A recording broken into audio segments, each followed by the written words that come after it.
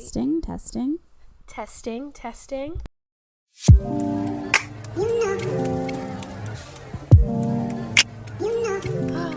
Okay. Is it recording? Yeah, we're recording. Okay, good. Sweet. Hey, everybody. Hey, welcome to the Love Her podcast. Thank you guys so much for tuning in yet again another week. We're here. We're back. We're back. As usual, it took us some struggle to get here, but we made it. We're happy to be back this week, and we are so fortunate that you guys are continuing along this journey with us. Yeah, so I think at this point, new year, it's January. I think that we all are talking about change. Yeah. Everyone has resolutions, and everyone just kind of wants to be better than they were last year. Yeah, it's something with us being women in our 20s in this country. There's been so much change going on, and we just kind of want to talk about how we cope with it and how we kind of continue to navigate it and what we're doing to kind of move forward. Yeah, and I feel like I've actually realized lately that change is so important. Yeah. I've always liked change, actually, but I feel like now at this point in life, after you graduate college, who likes change and who doesn't like change becomes so obvious because some people are moving leaps and bounds and some are not. And that's like no judgment toward those people. It's just, I think in order for us to really grow and be our best selves, we have to embrace change. See, I'm actually somebody that doesn't like change. Really? Yeah. I know that I need it for my growth as a human being and just a woman in general, that change is good for me, but it makes me so anxious to think about change, to be in situations where I feel like it's sporadically changing. I don't know. I think it has a lot to do with not really having stability growing up, because I feel like a lot of my life was a constant change and I had no control over it. So I wanted so badly for stability, and now that I'm in a space where I feel like I can kind of give that to myself, the idea of changing that and changes happening, I'm like, oh, here we go again. And I think that feeling kind of comes about. And I think that, people that kind of feel that way about change might have similar stories where change has not always been something that has been felt relieving for them. It's been something that's been more so chaotic. At least that's how it's been for me. So when I think of it, I'm like still kind of working through what changes have happened in my past that weren't as relieving as I wish that they would have been. But see, I feel like you're open to positive changes. Yeah, definitely. Like, I feel like you're very accepting of, like, new chapters in terms of, like, okay, where am I going to make my next income? Like, what am I doing for this travel trip? I feel like when it comes to those kind of changes, you embrace them. I mean, you got to. At this point, if I'm not embracing them, I'm literally just going, like, what am I doing? So, yeah, I totally see that. And I think it's because of something that I've learned being in my 20s is that life is just going to keep moving. And if you are going to allow yourself to sit in the rut of, oh, like we have to do this again and whatever, it gets me nowhere. Like I get nowhere in that. And I did learn that in the last 5 years of my life moving into my 20s, because even getting out of high school, I was in a situation where, I don't know if I ever told you this, but my father actually, when I was applying to schools, I wanted to go to school in my hometown, and sorry, Dad, if you're watching this. Wait, high school or college? High school. I wanted to go to college, like, in my hometown. Like, I wanted to go to school in Virginia Beach. There was, like, a community college there because I hated change. Like, I wanted to stay put. And I was totally fine with that. I loved my friends. I loved the city I was in. I had no desire to ever leave. But my dad was leaving, who was moving to Texas, and my mom lived in Georgia. And my dad was a very protective parent. So growing up, he would always, like, if your parents aren't in the same state as you, city, whatever, he didn't like that. Like, it made him anxious about me. And so he told me, he was like, you either go and stay with your mom in Georgia or you come to Texas with me, but you're not staying here. Like, I'm not just going to leave you here. And I think that was his own anxiety that he had to work through as a parent. But he only gave me two options. He was like, you either go there or you go here. And that was not something that I wanted. Yeah. I was like, crap, like, I have zero desire to up and move and meet new people. And like I said, I didn't like change. So I ended up moving to Georgia, staying with my mom and going to school there. And I haven't left since. But those moments like that, going into my 20s, I had so many like panic attacks when it came to change, and it really did put me in ruts, especially like my freshman year. There were just so many things that happened within that time that put me in a very low space, where once I did start to go to therapy and heal, and I really told myself, like, there is no point in you continuing to be in this rut. Like, change is going to happen. And there were so many aspects of my life that I feel like still at that point I didn't have control over, that I had no choice but to just keep rolling with the goddamn punches. So now at 25, it is something that I do. I do take a much more positive approach to it, because I feel like that is what has helped me shift and be a more positive person. So it's interesting that you point that out. Yeah. I feel like there's also something to be said about changes that feel so forced. I feel like, for me personally, like, I grew up in a very chaotic home. Like, my home was basically a hospital. My brother Avery, he was alive for 10 years, and he was in the hospital 100 times. Yeah. So it wasn't over 100? Did you count exactly? Over 100, yes. Okay, yeah. So every time that would happen, it would just be unexpected, and I had to just deal with it. Yeah. But then as I became older, I became very empowered by the fact that I could make changes on my own, ones that weren't defined by my brother's sickness or my mom or my dad. Yeah. So I decided to go to college away because I was like, I need to just get away from the toxicity. Like, I need I needed the change from having that stressful environment. And once I did, when I first went to college, it was like a shock to me. I remember everyone was like, you're going to feel so homesick. You're going to miss home. And I kept waiting for that to come, and it just never did. Yeah, yeah. Because being on my own was so It was peaceful. Positive, yeah. Yes. Yeah. And now I'm always, and again, maybe this is to a fault. I like change, but I have to stop myself sometimes and be like, okay, settle in the moment. Okay. Because I'm always thinking of what's the next thing to improve my life? What's my next step? What am I doing? Right. And I have to constantly remind myself that it's okay to be still. Yeah, it's okay to just not think about the future sometimes. Yeah. And that's funny that you say that.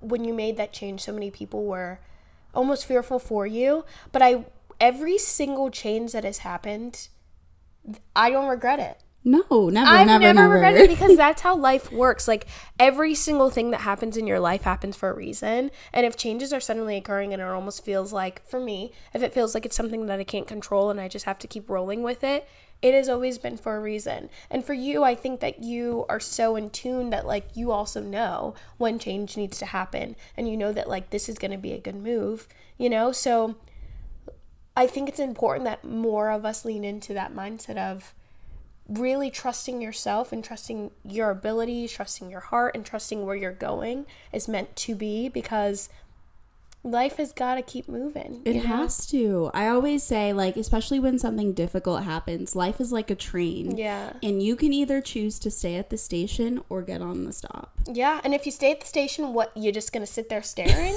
Or you go back to the place that, didn't really do much for you. Yeah. Which is so true. And that's kind of, to my point where I was like, I found out in the last 5 years that I'm not staying at the station. No, I can't stay at the station moping. I just need to keep going.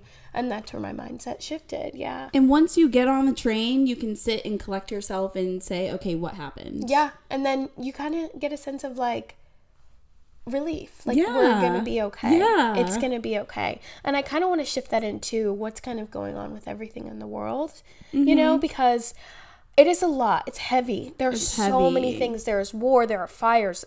Like, literally everything that could happen.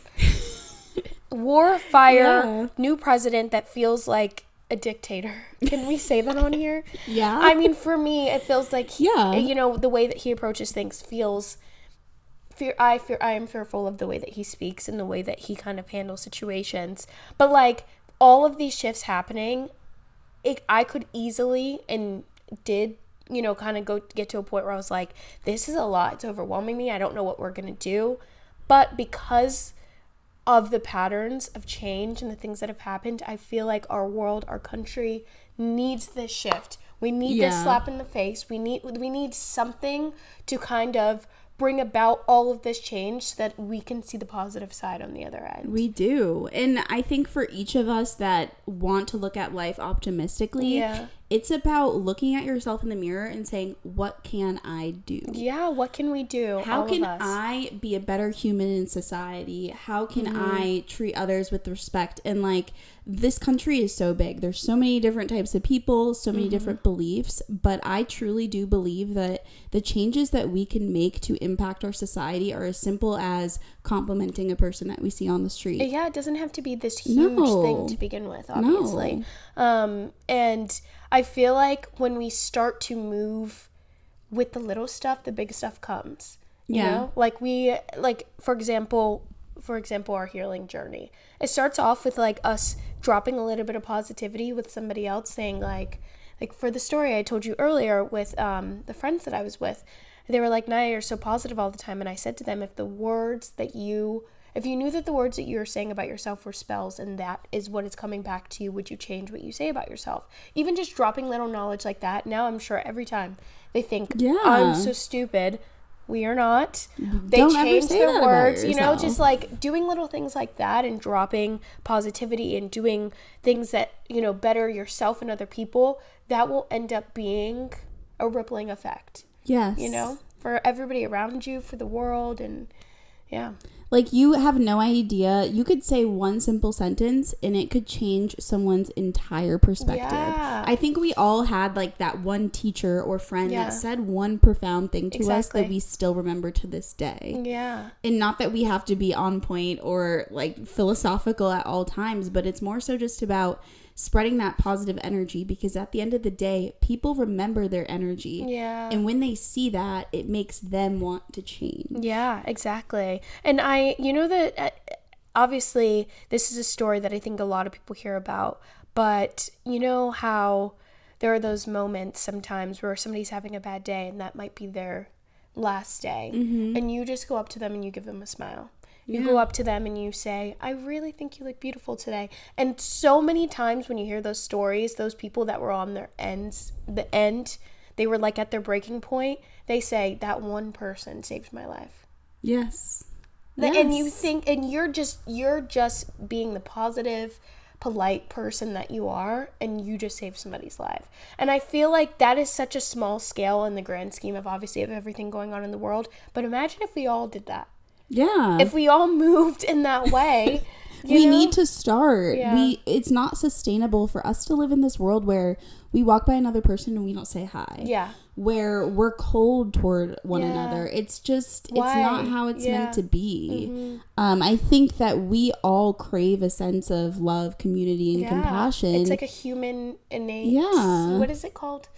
Instinct. Yes. We just there are certain things that we crave, and I wholeheartedly believe love, companionship, and happiness are things that we all crave, regardless. I mean, of course, some people are in a rut, but I feel like deep down inside, that's all what we want. It is. And why wouldn't you give somebody something that you are also craving on a day-to-day, you know? I think, I actually used to not be, again, I've changed a lot the past few years just working with our mentor, but I used to be someone that really wasn't super loving. And I think it came from a place of me never really loving and accepting myself and my own truth. Mm-hmm. So I couldn't extend that to other people. Okay. Can you talk a little bit more about how that has kind of shifted for you?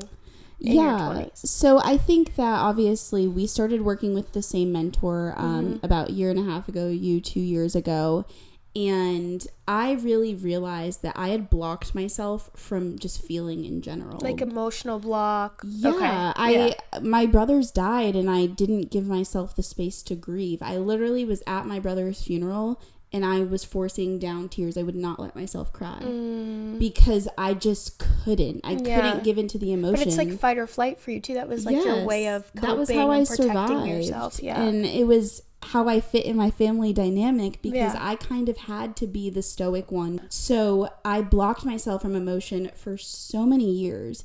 And I was getting to the point where I realized I was resentful of other people and the world.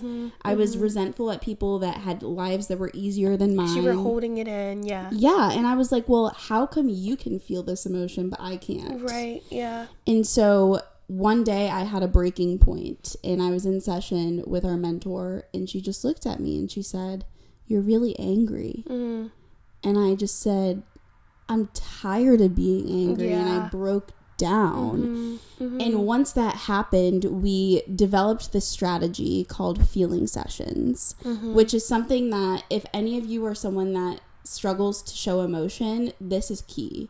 It's set a timer for 20 minutes every night. Yeah. Have some peaceful music in the background, light some candles, really create the aura.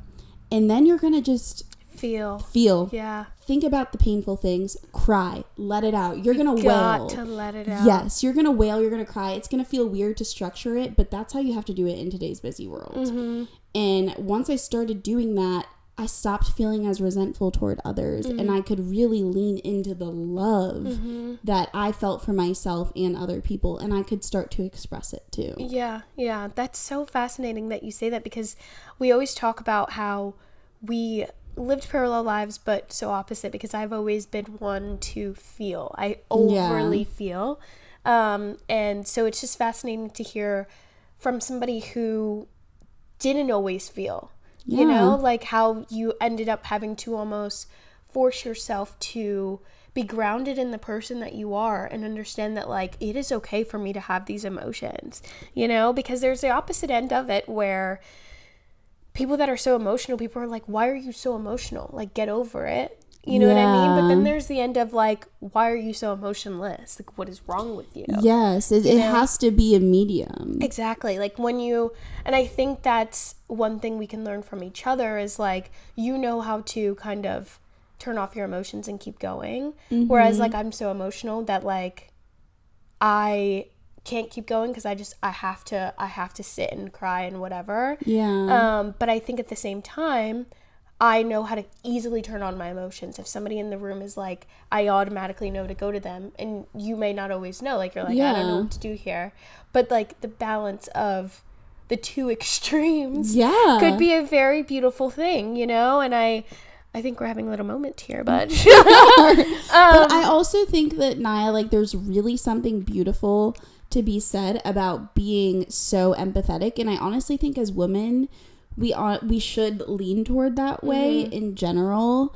Like, think about when you're really young, right? And you're upset about something, let's just say 5, 6 years old. Yeah. All you want is for your mom to understand your emotions and hold you and cry. Right. And as women, we're not designed to be so closed off from our emotions. And I'm not saying I was wrong for surviving that way, but I'm saying the way that you feel deeply is a beautiful thing that I believe us women were designed to do. Yeah, I definitely do, but I find it very beautiful. I definitely do, and I've learned to be proud of my empathy.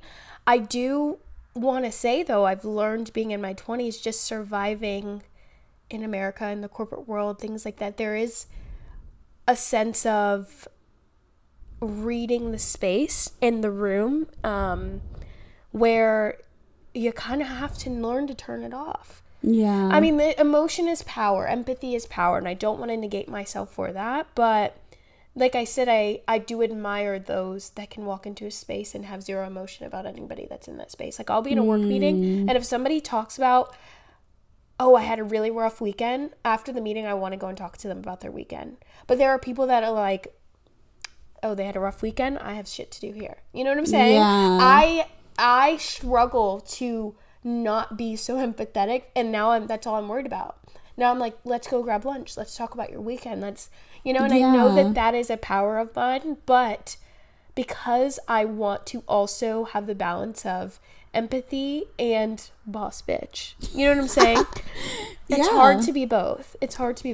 Let me ask you, though, I'm curious, when you are a super empathetic person, do you find it difficult when you're in a situation with a person that is pretty negative or toxic? Do you feel like you absorb it, or all the time? Oh, really? I have a really hard time being friends and being in a space with people that are very negative, because I feel like I absorb all of the emotions in a space.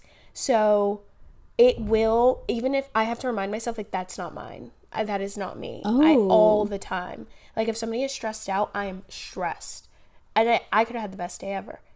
I, like, literally have anxiety. And I'm like, how can I fix their issue? How can I make this better? Because I can't shake it. It's like, it's intense. So I have to constantly remind myself, this is not yours. This is not your emotion to carry. Get it off of you. And then I, like, obviously have to go meditate and, like, do my own thing and, like, go away. And then sometimes I will come back and say, like, is there anything I can do to help you? And obviously sometimes people don't know if there's anything to do. And then I have to tell myself, it is okay that there's no way to fix their emotion. It's being an empathetic person, an empath. I'm going to say, and being an empath is a gift, and it's not a curse. It's not a curse, but it is very much a gift, but it is a gift that is sometimes difficult to balance, for sure. Yeah. There's the shadow side. There's a shadow side to every gift. To everything. Yeah. It's interesting because in those situations, what I do, like, just my instinct when I walk into a room and someone's negative or toxic is I can identify it, but then I, like, block it. I'm like, no. Yeah. Not to me. Like, I see it. I see why they're negative. Yeah. And that there's something going on with them, but I push it away. Yeah. See, I try to fix it. And even, for example, when we're, like, planning things with the family, and if I feel like anybody in that space is going to react in a way that's opposite of positive, I immediately feel like I have to fix it. You know? Yeah. And have you noticed that? Like, I'm like, what do we do? I can't be in a space with somebody that's going to, like, hate it, be down, be sad, whatever. Like, how do we fix this? And that's the thing. Like, I do admire that you can just, like you kind of can navigate your empathy a little bit, you know? But it's definitely a balancing act, but that's what everything is. Anything is a balance, for sure. And that's something else I've learned just being in our 20s is so many aspects of life have to come with balance. Like, you can't drink too much water. You've got to have just enough water, you know? And that's something that we're still trying to navigate, is, like, what is our balance in relationships, in food, diets, you know, work? Like, what is a work-life balance? What is a travel balance? Because I would love to be a fairy and hop on a plane every single week, but I got bills to pay, you know? Yeah. You know, just kind of finding that balance of this experience that we're all in together, you know? And I think that balance looks different for each and every person, and that's what makes it almost tricky, because what works for you doesn't work for me, and what works for me doesn't work for someone else. But we can learn from each other too, which I find so beautiful, you know? Because, like, we found out today, we are two very extremes. Yeah. You know, and that's okay, but it is also so relieving knowing that I can text you and be like, hey, am I freaking out about this? And you'd be like, girl, like, it ain't that deep. I'm like, you're so right. But even with you, sometimes you'll message me and be like, I'm struggling with empathy here. Like, I need more words to kind of navigate the situation. And I think that's something else that we learned in our 20s is having somebody to really lean on that you can trust and go through this with you. And if you don't have that person, set a goal to manifest that person in your life for you, because it really helps us so much in so many situations, because we could just continue to spiral. But I think it is so beneficial to have one another, to not judge and be in the space together and kind of work through all of the issues too. Obviously we have our life coach too, but yeah, I think the importance of having someone else that gets it. Yeah. Because I find myself, especially in the workspace and just in public in general, I feel like a lot of people don't understand the way that I live my life, which is meditation and positivity and really just paving the best life ever. Yeah. I feel like not a lot of people get that. I feel like a lot of people are stuck in the hustle and bustle. And having you and Corinne and Karen, having them has been so positive in my life, and knowing that I have a group of girls that get it. Yeah. And I don't know that we've talked about much about, obviously, the journey that we've taken within the last year or two, of just approaching life in a more spiritual way.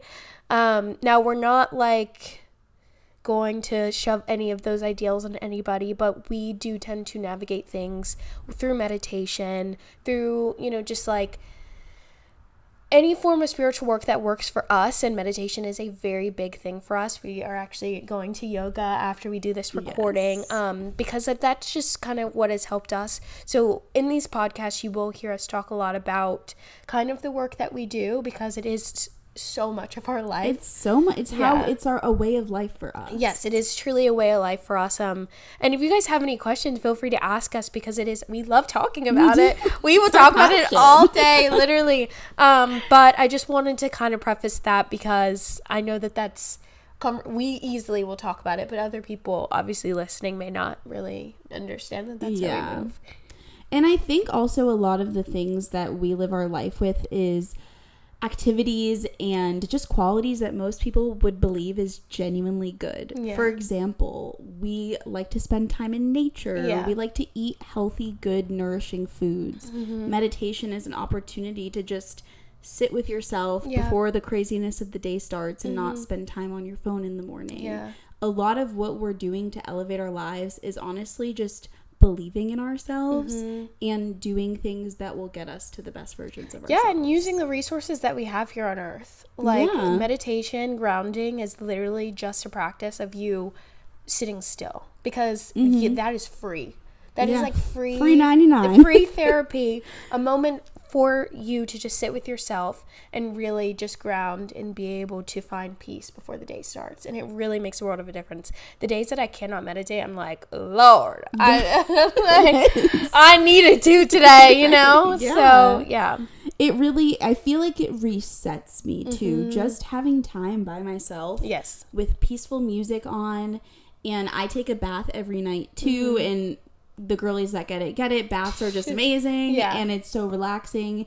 And I live my life in a way that is truly caring for myself. You have to, because when you don't, you're not a good mother.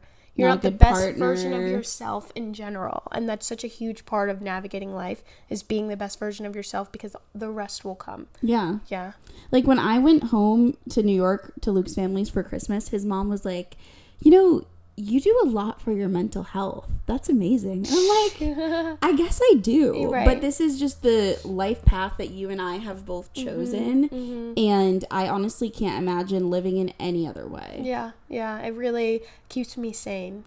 I thank God for it all the time, because it really keeps me sane. And I say thank God all the time, but I'm not that religious, guys. It's just a saying. But I'm not opposed to religion. I'm very open to so many things. And that's another thing that I think being on this journey has been really cool, is just understanding human beings in general and how we operate and navigate. And we'll get more into that in other episodes. But I think that knowing that we are where we are today and kind of navigating who we've become with everything else going on in the world has helped us be grounded and be okay and kind of accept that this is what is going on and not spiral and not be afraid of change and really continue on the path of being the best version of ourselves.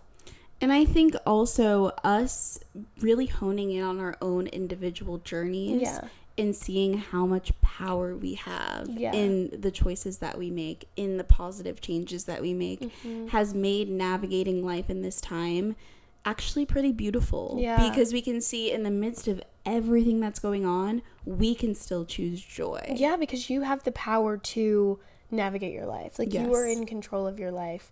I was actually listening to a guided meditation the other day, and it kept reminding me that I have control over so many situations, and I'm one that doesn't really care about control. And even if you feel like you don't have control of the situation, you do have control over your reaction to the situation, how you decide to navigate the situation. I don't mean so much actually controlling all the people around you, but truly controlling you. Controlling how you decide to operate it and how you decide to move forward. You do have control of that, and that is your power as a human being living this experience. And we have the power to be great. And we're gonna do it. Honestly, guys, I think we have to go to yoga. It's time for yoga. It is. So thank you guys so much for watching. And honestly, this was an organic conversation. And I feel like every time we sit down on a couch to talk like this, we learn more about each other. We do, and it's so great, and we are so appreciative of everybody that decided to tune in again this week. Thank you guys so much for watching. Thank you. Love her. Love her. Love Naya. Love Janessa. Bye. Bye. Oh my god, I think it stopped. Oh, wait, did that stop too?